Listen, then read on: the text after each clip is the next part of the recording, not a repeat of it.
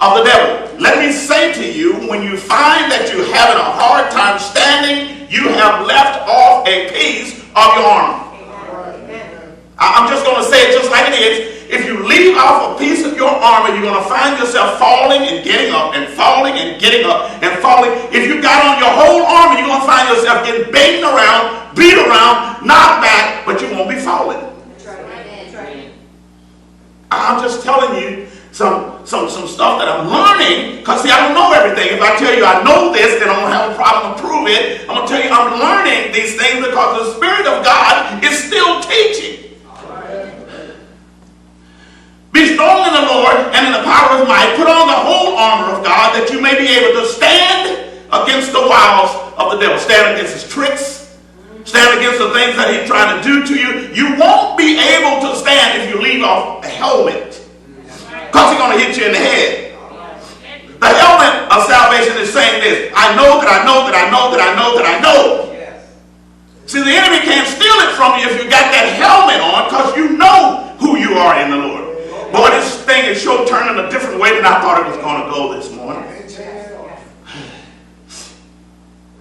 For verse number 12, we wrestle not against flesh and blood, but against principalities, against powers, against the rulers of the darkness of this world, against spiritual wickedness in high places. That's where our battle is. Your battle is not against your brother or your sister. Your battle is not against your mother or your father. Your battle is not against the deacon or the preacher. Your battle is not against somebody you see. Your battle is against an invisible enemy. So God had a man to say this: put on the whole armor. Put on the whole armor before you go out the battle. That's right. Don't go out there talking about, well, I got one boot on, I can make it. No, you can't. Don't go out there saying, I left my shield behind. You're not going to make it. Put on the whole armor. And that's what has happened when we start talking about these people that died when they enlisted in the army of God. Whew. So I'm going to give you three. I'm sorry. Guys, I try not to cry. I try not to whimper. I try not to let my nose run and my eyes run, but it never fails. Excuse me.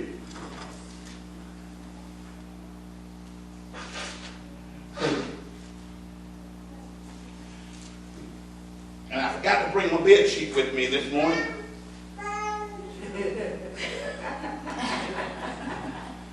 Some of y'all know what I'm talking about, because y'all get bed sheets too. Yep.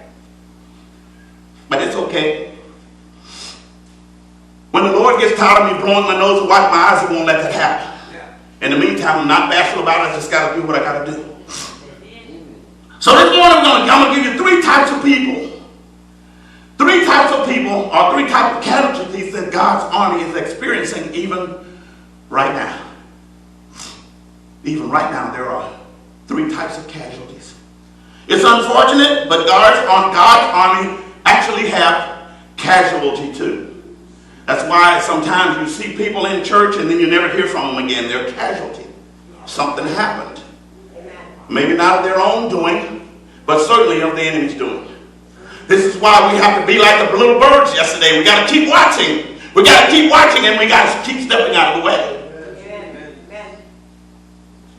People say, but God didn't give me the armor so I can step out of the way.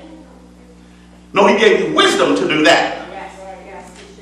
He gave you wisdom to do that. You see danger coming, step out of the way. You know, some of us, we think we're bigger than we are. We see danger coming, we want to meet it head on. You can't handle it. The Spirit of God can. Right. So use your wisdom and step out of the way. I don't know if I can say this, because this is going to be on the air. It's going to be online. But I'm going to say it anyway. I can't hang around my buddies that still smoke. I was going to say because I had a problem smoking. No, I didn't. If I had a light, I could smoke. No problem. I had no problem smoking. The problem is, if I don't stay out of the way, I'll find myself doing the same thing. So when I see danger coming, I step out of the way. So I said, but they don't think you don't like them. No, I'll tell them I just don't like what you're doing. I love you, but I don't like what you're doing. I got to stay out of the way. Why? Because I'll be doing the same thing. We talked about a glass of fresh water and 1 grain of arsenic. If I give you a glass of fresh water, which you are, and God has cleaned you up, and the enemy comes along with 1 grain of arsenic and drop it in there, who wants to drink that water? You won't say, oh, it's just got a little poison in it. See, a little poison grows. That's right. Okay. Stick with what you was going to, Pastor, or you will be here 2 days. So the first person I want to talk to you about is the one that's killed in action. You know, we got the killed in action, we got the missing in action, and we got the POWs. That's what we have in the regular army. In the army, you see, the missing in action, killed in action, I may not say them in the right order that I have written down. Missing in action, killed in action, and POW. We have that in God's army too. The missing in action, the killed in action, and the POW.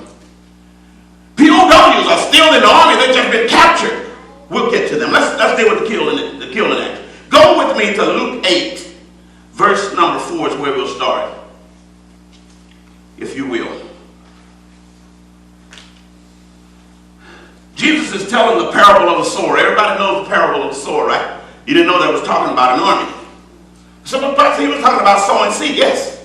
But I want to use this to show you, talk about Memorial Day and those that have lost their lives. I'm going to start with verse number 4. I'm going to start with verse number 5. A sower went out to sow his seed, and as he sowed, some fell on the wayside, and it was trodden down, and the fowls of the air devoured it. I'm going to read the whole thing. And some fell upon a rock, and as soon as it was sprung up, it withered away because it lacked moisture. Some of them fell on hard ground, right? Some of them fell on ground, but the ground had no moisture. See, that was soil there. And then some fell among thorns, and the thorns sprung up with the seed and choked it. So you see, they fell on ground too, ground that was able to produce fruit from the seed, but it also had thorns, and the thorns choked it out. And others fell on good ground and sprang up and bare fruit 100-fold. Whew. And Jesus went on to say, for those of you that have ears to hear, let them hear. Those are the 3 types of people, or the 3 types of casualties. Every one of them came to the Lord and said, yes, Lord, yes, Lord, yes, yes, Lord. I want to be a part of your army. I want to be a Christian. I want to be in the choir. I want to be a deacon. I want to be a preacher. I just want to be a member. I just want to be a member. They said yes. People say, well that person wasn't really a Christian that fell away. They all received seed. The seed being the word of God. They all received it. They didn't say any of them rejected it. They all received it.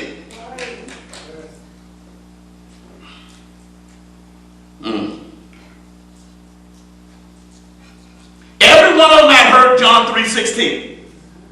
For God so loved the world that he gave his only begotten Son, that whosoever believeth in him should not perish, but have everlasting life.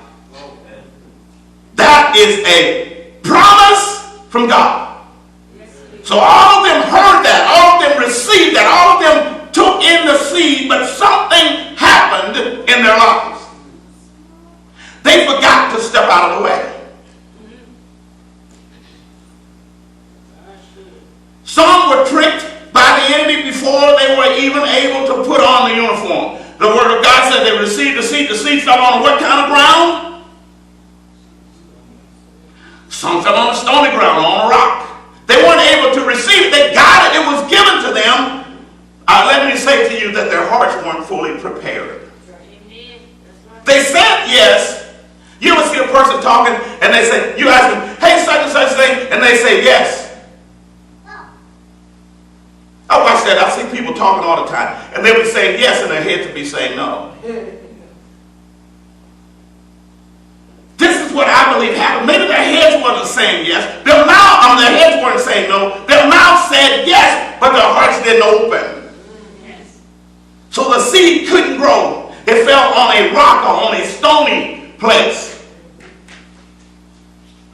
they were not able to put on the uniform. Their name might have went on the roster. They were written down as private first class so-and-so, or new convert so-and-so, but they really hadn't received the word inside. So their names were on the roster. Then there was some that handed out a couple of tracts, invited other people to join the forces, that went out against a well-trained army, and then they got zapped by the enemy. You've seen them, they go out every week, and they pass out tracts, and they look good, they sound good, they smell good, they act good, but something happened. Something happened. These are those that fell by the wayside. They went out to do good, and they were doing good, but something happened. Maybe they read a post about a preacher that said, I used to be a preacher, but now I'm an atheist because. Maybe they had a family member that said, you know what, you're out of your mind. You're giving your money away to that. They always say to the preacher, they never say to the church. Going in there and giving that preacher your money. Or they may say, I can't believe you go over there and work at that church. How much do they pay you? See, I'm not working for the church, I'm working in the church, and the master pays me. Well, I had to leave church because they asked us to come over and vacuum the floor. What they should is your footprints that's on it. I can see my wife now. I'm quitting because you asked me to clean the house. I never asked her to clean the house. I don't have to, thank God. That's what she does. Sometimes I have to tell her, sit down, you make me tired. Yeah. True story. But I'm learning now. She's making me tired. I go in and help her so she can hurry up and sit down. We can both sit down. Took me a long time to get there. I'm just getting there. We're talking almost 50 years. But I stayed, and I got to be a part of the program.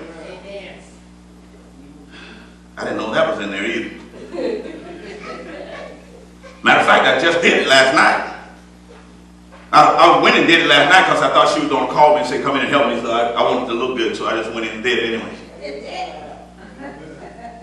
I didn't want her to have to say, how come I got to ask you to help me clean? But anyway, no, that's just a joke. I help her clean a lot more than you might think. Because I'll sit up here and say what I don't do, and I'll go home and do it anyway.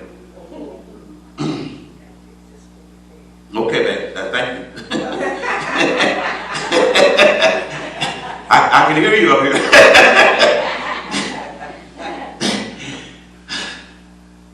Then, these people's faith got totally destroyed. And here's another thing that happens to them. They fall down, and those that did fall will go out and talk about how weak they are. That'll run people away too. So you see somebody falling, you go out and pick them up. And you may have to carry them a little way.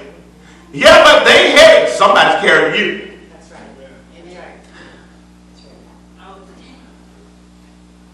They got destroyed for one reason or the other. So today, we're not decorating their graves. We're mourning their loss. Because we don't want them to be lost. But we can't make them not be lost. That's the Spirit's job. So we remember them. Remember those that you know have fallen. Please don't just throw them out like dishwater. Keep them in prayer. My sister used to have a license plate, my older sister, that says, prayer changes things. I don't think that's written in the book, but it sure is true. The killed in action, that's what we were just talking about, right? Well, the missing in action. The missing in action, sometimes we presume they're dead because we don't see them. We think they're dead because if they weren't dead, they would be here. If it's like my wife making dinner and I don't show up for dinner, she will presume me dead because if I wasn't dead, I'd be home, and if I ain't dead, she gonna kill me. Just kidding, guys. Just try to try to get you to understand. You know, if you're not dead, you should be in the place where I don't care how beat up you are. I don't care how wounded you are. You should be in the place that you're supposed to be when it's time to be there. I was getting ready to do something the other day, and I forget what it was. It was something around a church, and I was beat, man. I mean, my body was hurting. My feet were swelling. I was tired. And that's what I said. I'm going to quit right now and finish this later. And it's like the Spirit said, good thing Jesus didn't get tired. So I finished up. But that's what we have to understand. No matter what position and or condition you're in, Jesus never gave up on you. Let me say this to you. Don't you give up on you. Listen, God has called you into a great place, and He wants to get you to a greater place, but you got to stay in place.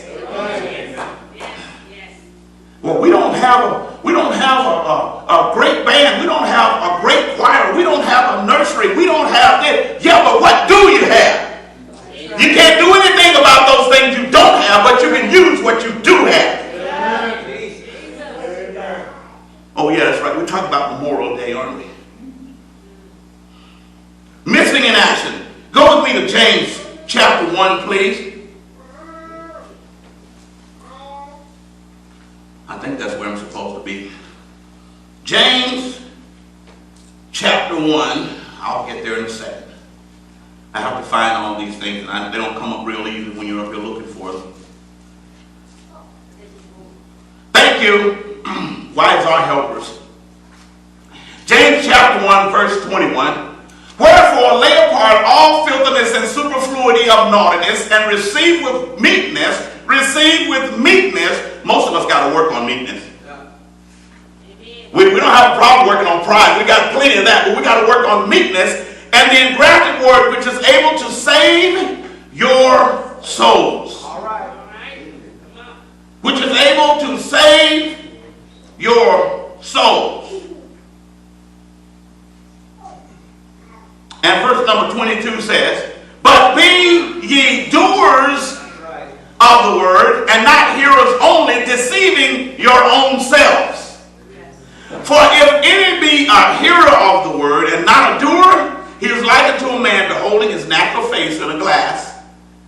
For he beholdeth himself, and goeth his way, and straightway forgetteth what manner of man he is. But you say, what does that mean, Pastor? It said, it's like you getting ready to go to church, and you're standing there, and you see yourself, and you walk away thinking you're the best looking man in the world. You forgot what you look like.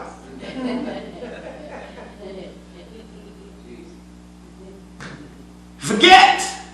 So sometimes we forget we were sinners that have been saved by grace, and when we look at other sinners, we want to look down our nose at them. Yes. Sometimes we forget that it's by the grace of God that we were saved through faith. And the word says not of ourselves. We are not as big or as mighty as we think we are. Sometimes these people get carried away with whom they think they are and not realizing who they really are. And we have to presume them dead because they become missing in action. How many times have I had people tell me, I don't need to go to church? And I tell myself that sometimes not to go to church. I don't need to go to the dinner table, but my stomach says, yes, you do.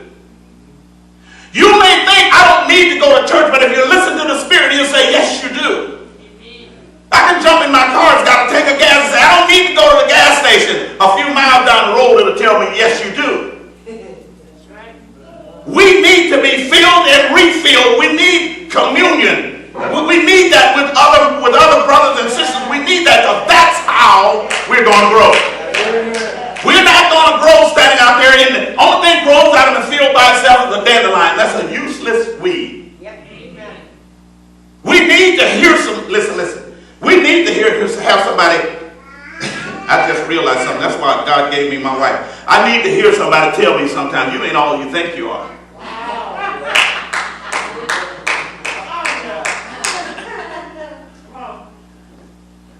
That's why some men don't want to get married. I said that for you. I didn't call no names, so nobody knows, but me and you, and those that are here looking. Think about it. Every man in here who wants a woman to tell them that they ain't about nothing. Now, my wife never said it that way, but she lets me know that, hey, get down off your high horse, Buster. I got mad at her one day. Who in the world is Buster? I thought she was talking to her boyfriend or somebody. She didn't actually say those words. That's between me and her. Listen, sometimes we need to have somebody say, slow down, calm down, get down. I know how wise you are and how smart you are, but you don't know everything. Now I know about 4 or 5 people going to come to me today and say, Pastor, you don't know everything. I'll say thank you very much.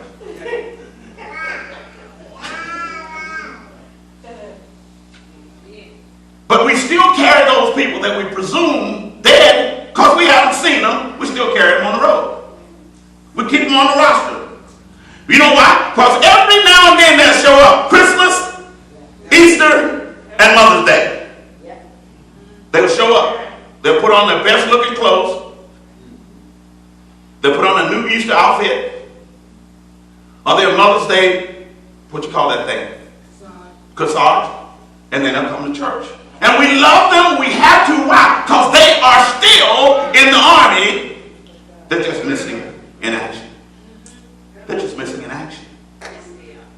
I see Christians all the time. You say, oh yeah, you don't go to churches anymore. Where do you go? Oh, I don't go anywhere. What do you mean I don't go anywhere? I'll just go around and around and around. That's not good. That's not good. Right now I'm thinking about, I'll share that with you next week. I'll share that with you next week. We're going to have to come again next week. As Paul Harden said, to get the rest of the story, you're going to have to come again next week.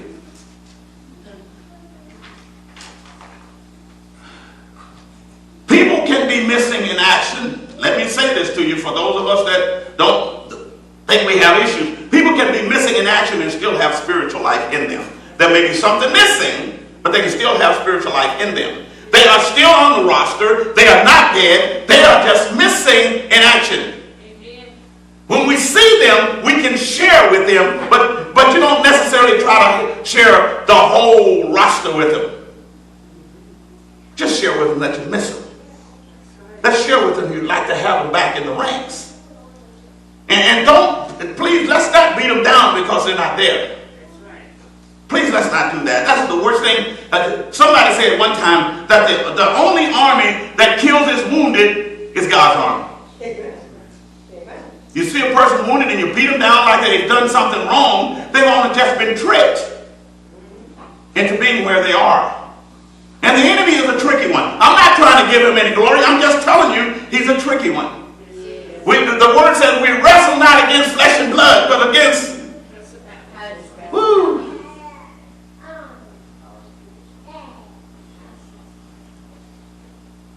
So if they still have some spiritual life in them, it may be just enough to keep them from falling away and dying, and just enough that nothing that you and I can do but pray. Amen. One of the best weapons you'll ever use is prayer. Amen. Then we got one more. The POW. The POW, the one that's a prisoner of war. They're still in the army, but they've been captured. We believe that they're a prisoner anyway. Let's go over to Hebrews chapter 6, verses 4 through 6. For it is impossible, the word of God says, for those who were once enlightened and have tasted of the heavenly gift and were made partakers of the Holy Ghost and have tasted the good word of God and the powers of the world to come, if they shall fall away, it be impossible for us to renew them again unto repentance. Seemingly, they crucified to themselves the Son of God afresh and put him to an open shame. Remember I told you about the preacher who used to be a preacher. He has been a pastor of X number of churches, and he started X number of churches, but now he says he's an atheist. POW. POW. There is nothing that you and I can do but pray. And it perhaps the the Lord will have him back, he can reinstate him into the army. P-O-W. Sometimes they get to be called deserted because they walked away on their own. They seem to be on the enemy's sides, or on the enemy's lines, and not on ours. They seem to be. Sometimes he calls himself an atheist, sometimes he calls himself an agnostic, and sometimes they say, I've just been enlightened. I'm just telling you because you run across them too. And they won't want you to agree with them, but the only thing you can do, and I can do, is pray. We believe they are prisoners because they know the word, they just don't live it. They can preach the word, they just don't. They still identify with the Lord's army. Sometimes they'll tell you, yeah, I'm a Christian, but I don't go to no church. My answer, the right way to say that is, I think I'm a Christian, but I'm not a part of the church. A church isn't something you go to, a church is something you be. That's it, that's it, it's in here. It's in here. So when I go, my wife keeps telling me to go to the, trying to get me to go to the beach with her. I say, if I go to the beach, I might lose the church out of here. So I'm not going to the beach. I just don't. That's just me. You don't have to be on me. You can go out there and put your sunglasses on. All right. We don't leave that alone, right? These people may have deserted. We call them prisoners of war, but they might have gone AWOL. They might have just walked away. But the only thing that you and I can do is pray. Because they may have been captured and they may have been rendered helpless. We can't figure out where they are. We just know they aren't here. We just know they aren't here. And please don't think I'm telling you that if somebody is not here in this actual sanctuary, that they've deserted their prisoners of war, their mission in action. No, I'm talking about the army of God. This is only one little part. They may not be here. They may be over there. They may be down there. Just because you don't see them here, you can still pray that God will use them wherever they are. Amen. But don't always count them out just because you don't see them. We're talking about the ones that you do know that have defected, that have been captured, that are missing, that have died. Those are people that were actually in the army of God. They were called by God. They accepted, but some, they got tricked. They all got tricked. We all know somebody like that. Some of us know family members like that. We don't like to talk about it, but you need to not talk to me about it. Talk to the Lord about it. Time is getting short.